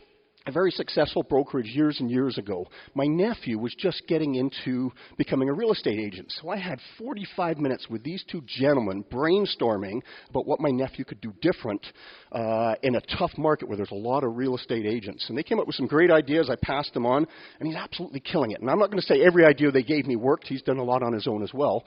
But it was really interesting. Sometimes you can spend time with people that aren't going to help you personally, but you have other needs other than selling something, right?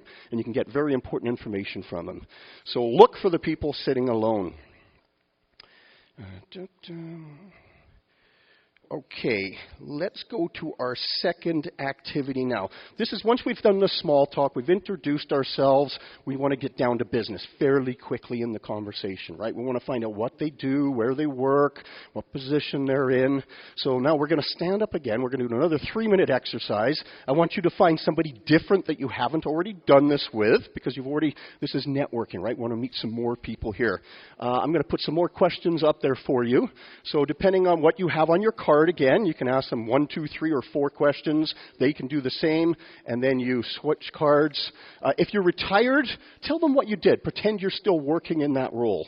Okay? If you're not presently working, pretend you were doing your last job.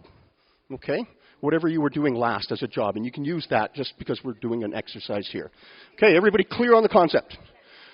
3 minutes, go!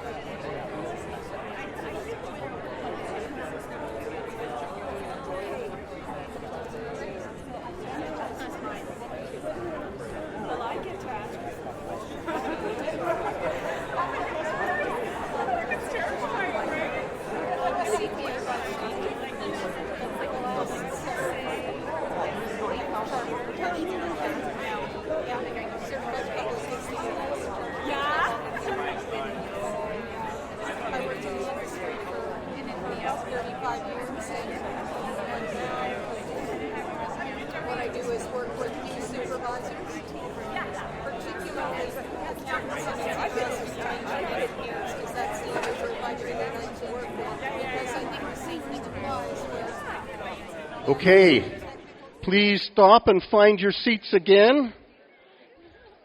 Please stop and find your seats again. Hello. Emma, we're going to have to escort you out of the building if you... No, I'm just kidding. You're going to have to throw me over your shoulder and get me out of the building. There we go.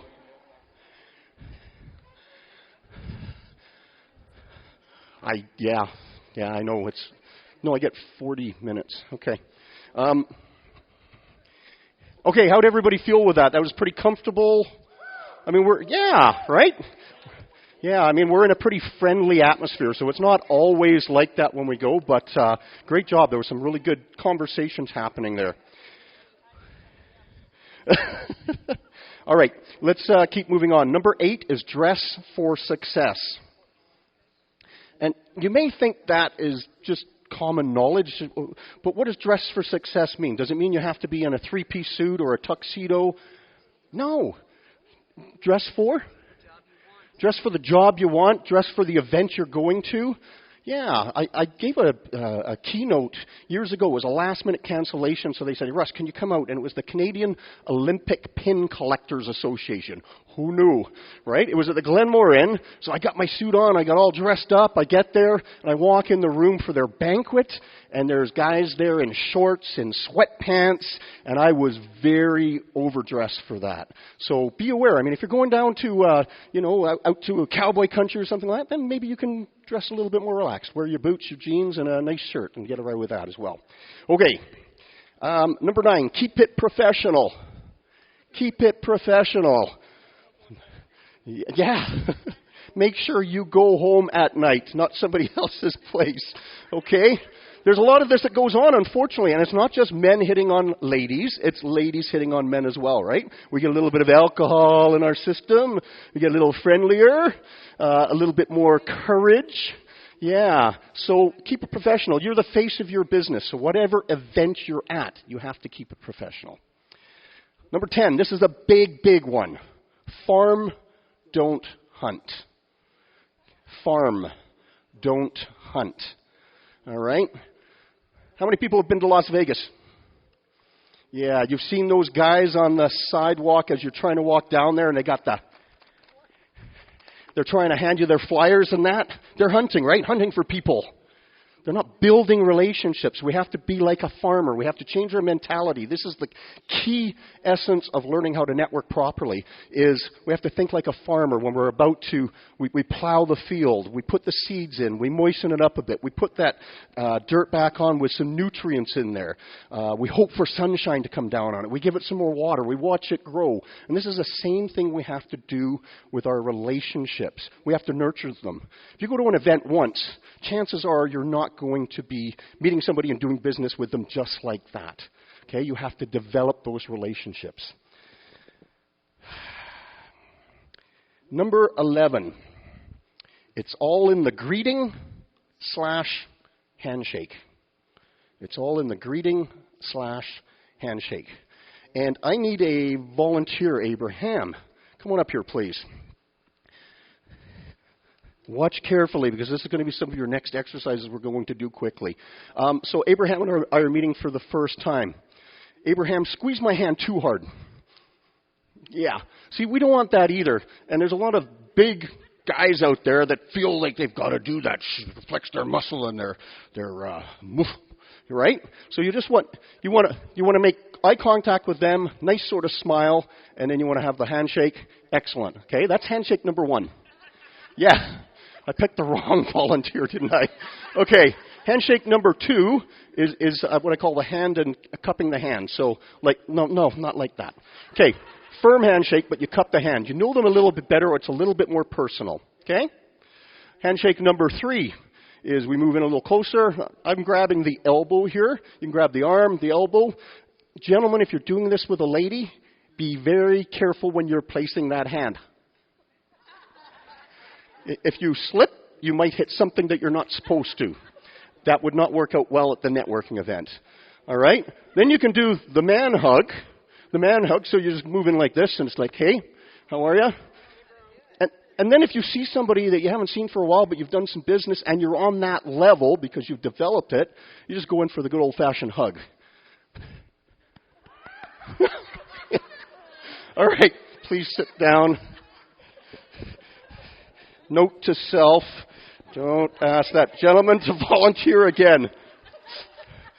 All right, so we're going to do this very quickly. We're going to go through the stages. I want you to find one person, stand up. It can be the person right next to you because we're a little tight on time. And we're going to practice the handshake. So do your regular handshake first.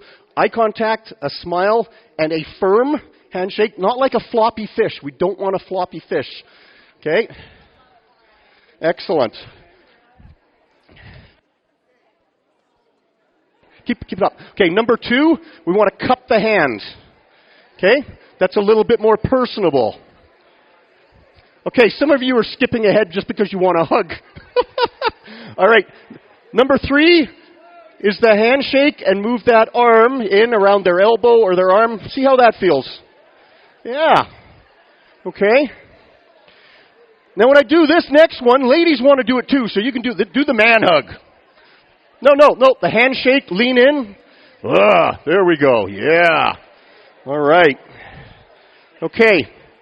Now last, if you're that close with the person, or you're feeling comfortable here, give them a good old hug.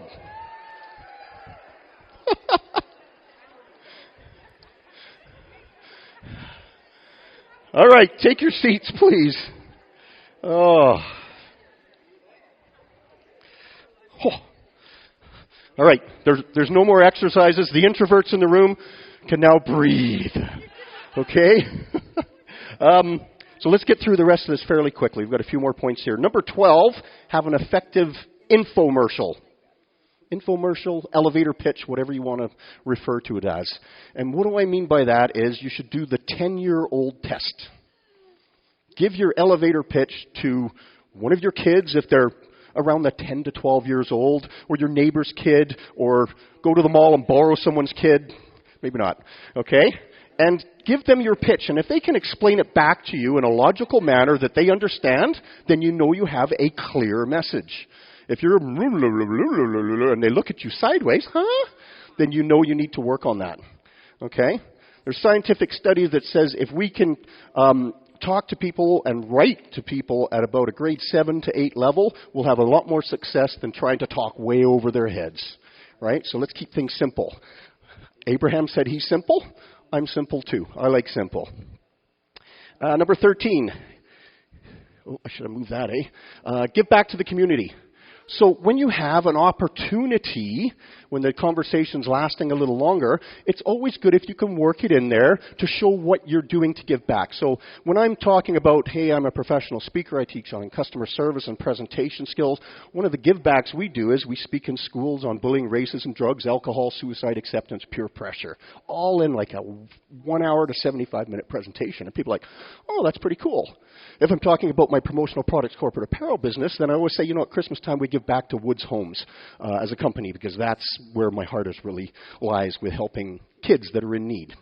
Okay, so think about what you do to give back to the community, either as a person or a company. If you're not doing anything yet, try something small first.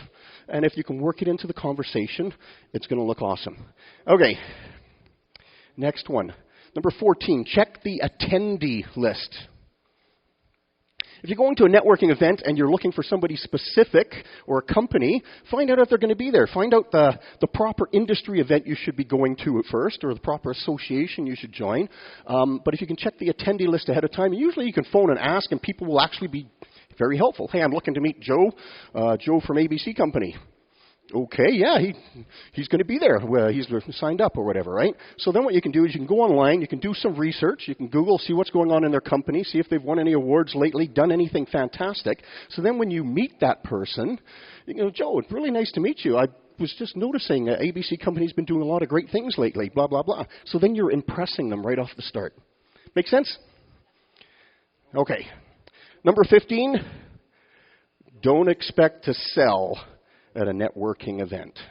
And I think that's why most people give up on it and say it's a waste of time, because they think, you go to a networking event, we're there for one purpose only, and that is to sell. The only thing we're really selling there is ourselves or our company. But don't go in there heavy-handed thinking you're going to create all sorts of business from just being there once. You really have to nurture those relationships. Number 16, send a thank you note.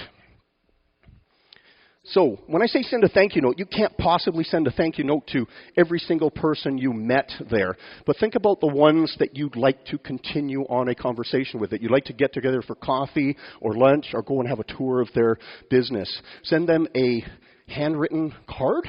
Send them an email. Pick up the phone. I usually say pick up the phone anyways, but also send one of those other things as well, because that usually impresses them, especially if it's a handwritten note. Hardly anybody does that anymore, right?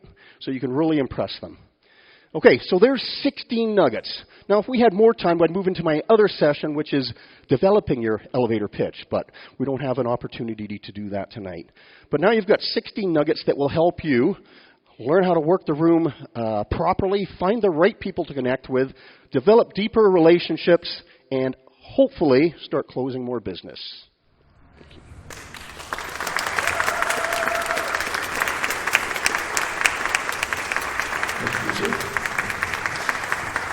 Russ Dan 2. Fabulous. Lots and lots of tips. Did you get a lot of good tips out of this? I'm seeing lots of nods. Yeah, absolutely. And I learned you should be farming. Farming, yeah, absolutely. And I think that, we need to plant a seed and really shovel something onto it and really feed it something that's going to make it grow. And Val's pointing at me. Val's going to practice the man hug, yes. So she's not shoveling anything special there. She is going to practice the man hug. So take 1 minute here, please, and provide some comments for Russ Dan 2. And then we will close the show after that.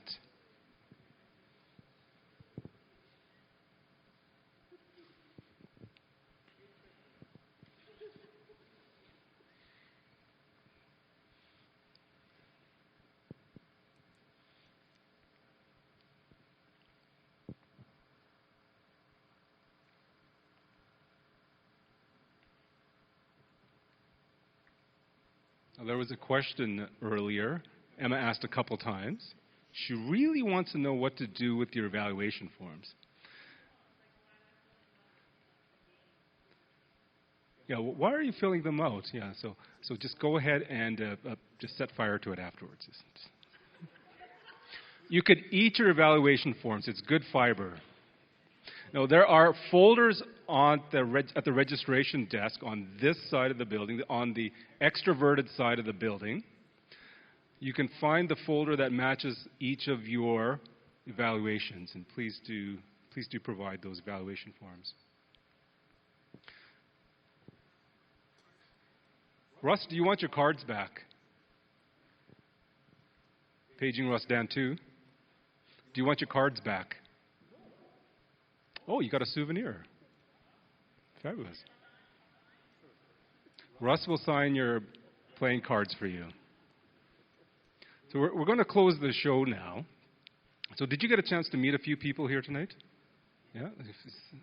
I'm hearing some yeses. Yeah, you met a stranger. And who would be stranger than me? But we had 4 fabulous speakers. They all had something to talk about. Influencing the people around you, positively influencing the people around you. Did you get the bug? Do you have the influenza? Yeah. Now, because we're at 9 o'clock, what I'm going to do is I'm going to close the show. I'm going to point out Mark Koki. He is the incoming president of MVP Advanced. We don't have time to bring up Anthony and Mark right now, so what I invite you to do is talk to Mark on your way out and find out some more information about the club. The MVP Advanced program does meet here twice a month. Anthony's standing at the back. I'll ask the volunteers to please stand up just to recognize them.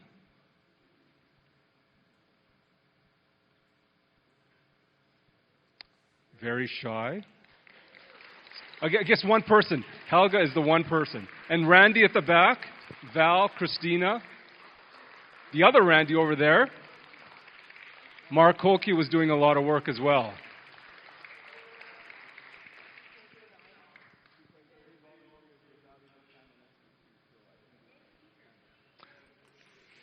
Well, you know what? The speakers didn't stand up.